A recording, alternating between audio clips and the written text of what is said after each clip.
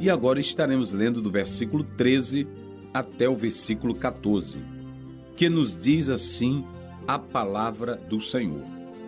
E aconteceu que, ouvindo Labão as novas de Jacó, filho de sua irmã, correu-lhe ao encontro e abraçou-o e beijou-o e levou-o à sua casa.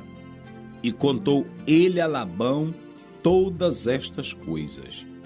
Então Labão disse-lhe: verdadeiramente és tu o meu osso e a minha carne. E ficou com ele um mês inteiro.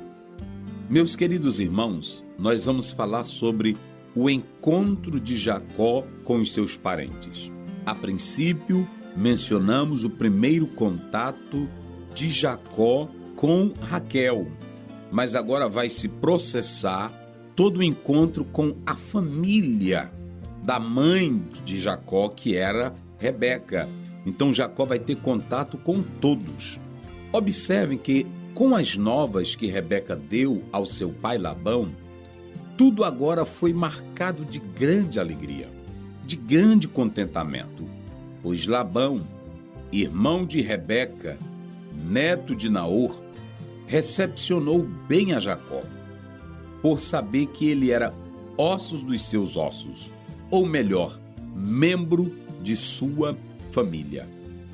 Imagine a alegria, o contentamento, porque há muitos anos Rebeca teve que deixar o convívio familiar para casar-se com Isaque. E agora, ele receber Jacó na sua própria casa, filho de sua irmã, era motivo de satisfação, de prazer, de muito contentamento. Nós podemos analisar que o próprio Labão expressa o que Adão disse para Eva: essa é carne da minha carne, ossos dos meus ossos. Labão expressa a mesma coisa. Ele diz: esse aqui é ossos dos meus ossos, ou seja, é da mesma família nossa. É interessante você entender que o conceito de família no teor bíblico não tinha apenas o aspecto de sociedade, mas envolvia também o aspecto sanguíneo, envolvia o aspecto da constituição entre um homem e uma mulher para gerar filhos. Por isso que o próprio Labão, ele dá esse conceito naturalmente, atentando para a família conforme hoje preconiza a nossa Constituição Federal, que a família, ela se forma pela união de um homem e de uma mulher. Então, ele está falando da família envolvendo os laços matrimoniais, conjugais e assim por diante. Então, é muito interessante atentar para essa particularidade. Receber o filho de Rebeca em casa, depois de tantos anos que se passaram, era algo esplêndido, grandioso. Estudiosos afirmam que Labão viu logo em Jacó uma oportunidade de investimento, posto que Jacó era um homem de força. E nesse caso, Labão entendeu que ele poderia ser útil como pastor de ovelhas. Ademais, ele poderia ser o esposo de algumas de suas filhas. Queridos, é importante analisar que Labão era um homem de negócios. Em tudo ele via a oportunidade de se sair bem na vida. Ele tinha duas jovens em casa, Raquel e Lia, as quais já estavam em idade para se casar. Então, ele tem diante de si uma grande chance de se sair muito bem.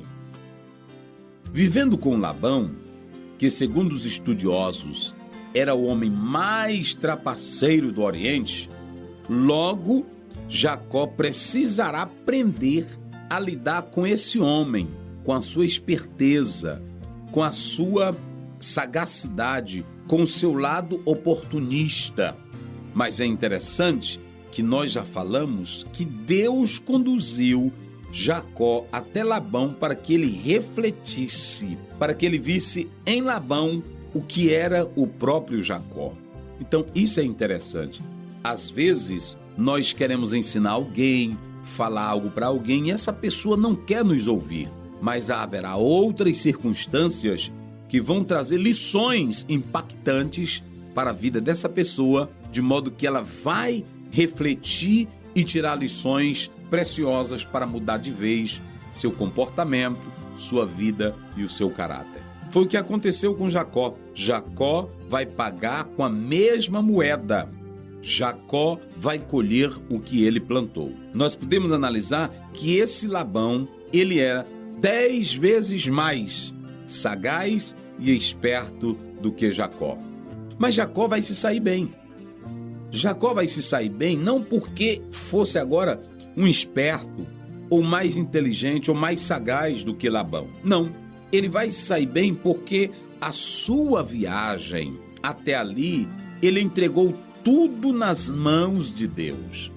Queridos, quem entrega tudo nas mãos de Deus pode conviver no meio de feras, pode conviver no meio dos espertos, dos inteligentes, dos que querem tirar proveito de tudo.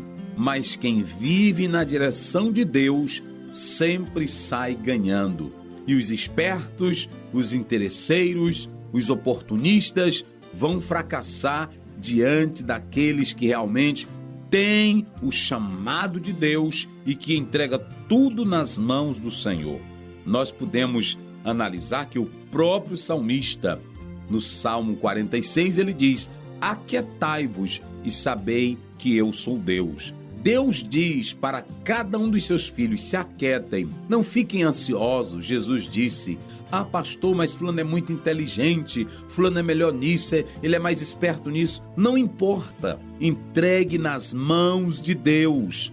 Quando você entrega tudo nas mãos de Deus, você vence a concorrência. Quando você entrega tudo nas mãos de Deus, os que querem se sair bem vão ficar para trás, porque Deus ama quem confia nele. Não é do que corre, não é do que tem inteligência, não é do que é sagaz que as coisas vão chegar às suas mãos, mas sim para aqueles que confiam plenamente no Deus Todo-Poderoso. Sendo Labão o homem mais trapaceiro do Oriente, Jacó não vai perder para ele. Por que não vai perder?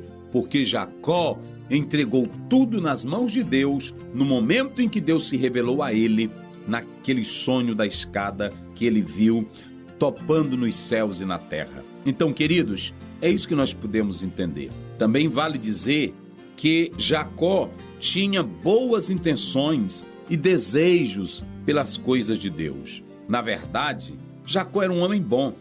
E a Bíblia diz, queridos, para nós, quando nós lemos a palavra do Senhor em Salmos, capítulo 37, no versículo 23, olha o que nos diz a Bíblia: os passos de um homem bom são confirmados pelo Senhor e ele deleita-se no seu caminho. Deus vai abençoar Jacó, não é porque Jacó fosse esperto, não é porque Jacó fosse inteligente, sagaz.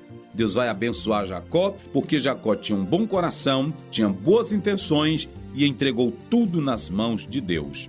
Às vezes eu oro muito, às vezes eu jejuo muito, mas as minhas intenções não são boas, os meus passos não são perfeitos. E a Bíblia não diz que Deus vai confirmar os passos de quem ora muito, de quem jejua muito, mas sim os passos de um homem bom. Peça para Deus para que o teu coração seja perfeito, transformado pelo Espírito Santo, para que tu sejas um instrumento de Deus na terra e saia vitorioso em tudo. Em nome de Jesus. Amém.